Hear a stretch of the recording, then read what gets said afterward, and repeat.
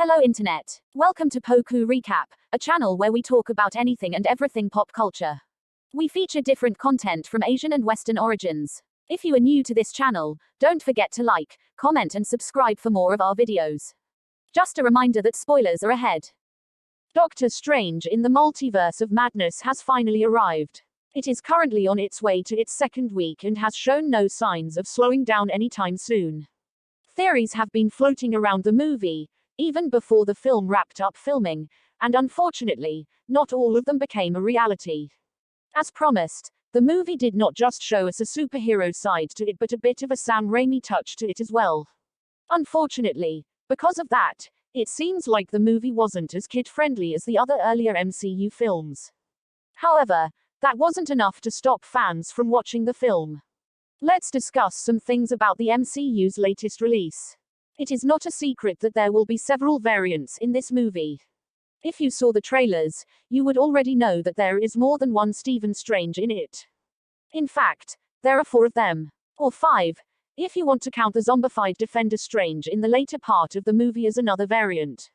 At the beginning of the movie, a living Defender Strange can be seen alongside America Chavez as they try to escape from the creature, while on their quest to find the Book of Vishanti. Unfortunately, this variant dies, but America opens a portal to the multiverse, which brought both of them to another universe, this being Earth 616. In this universe, Strange is attending the wedding of his beloved Christine Palmer, who sadly isn't marrying him. Gargantos will start a ruckus outside and of course, Earth 616 Strange will come to the rescue, along with the recent Sorcerer Supreme, Wong. After all the destruction, they end up killing the creature and saving the girl. They then find out that the multiverse exists.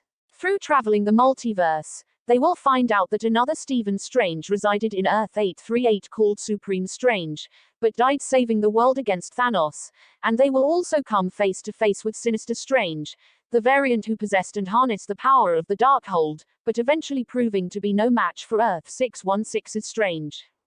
Who better to help them but the Scarlet Witch herself? Too bad. Wanda Maximoff didn't exactly want to play nice anymore. In the movie, Earth 616's Wanda is in fact the villain. Driven by her grief and motherly love, she delves deeper into the powers of the Darkhold. She finds out about America Chavez and her powers, then decides to take it for herself. Although Billy and Tommy, as well as Vision were all made up in Westview, she just couldn't let go of them, and when she saw the life she could have with her boys through her variant in Earth 838, she decides it is better to replace her and take the kids for herself. This version of her seems to be a less powerful one, which made it easier for her to control as she dreamwalked into her universe. Using Earth 838 Wanda's body, she will find America and Earth 616's Strange in the same universe, and in the process, she ends up eliminating members of the group called the Illuminati.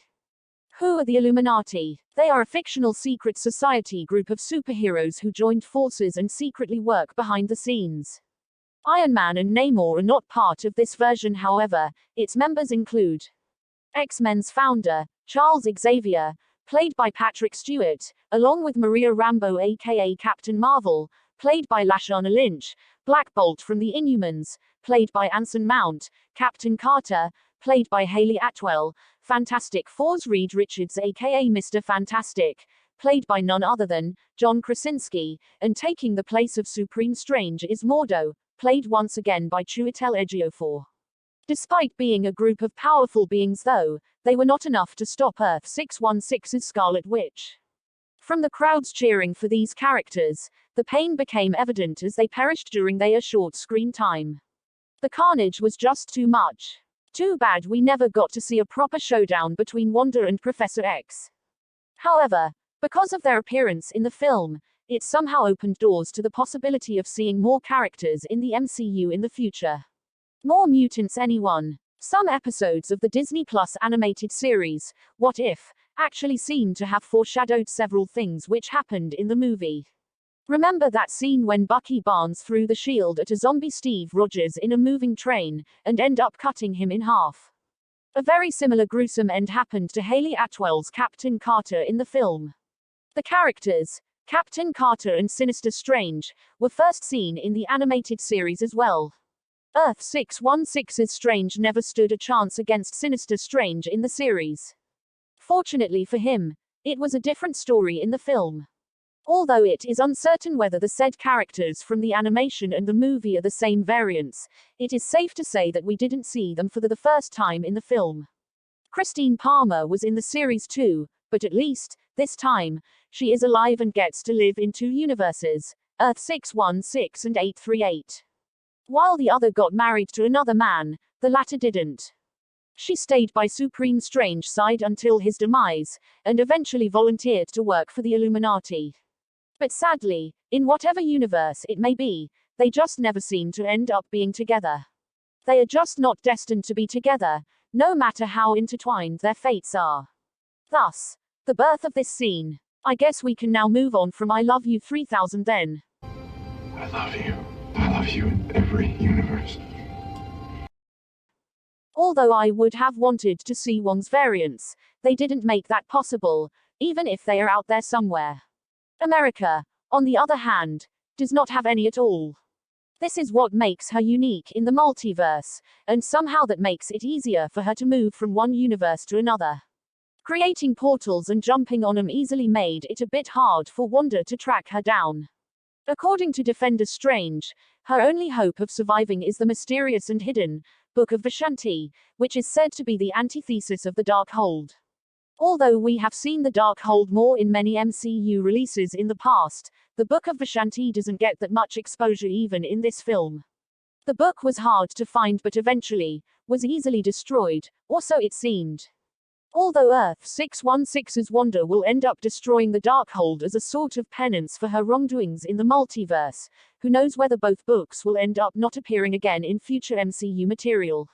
When Earth 616's Strange used the Darkhold from Sinister Strange's universe to dreamwalk and control the corpse of Defender Strange to somehow fight Scarlet Witch, he was told that the usage of the book's power takes a toll on its wielder.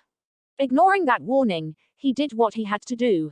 Unfortunately, when the battle was over, an eye suddenly opens on his forehead, which looked like the same one that Sinister Strange had before he died. Whether this eye will play a role in his next appearances, we have yet to see in the future.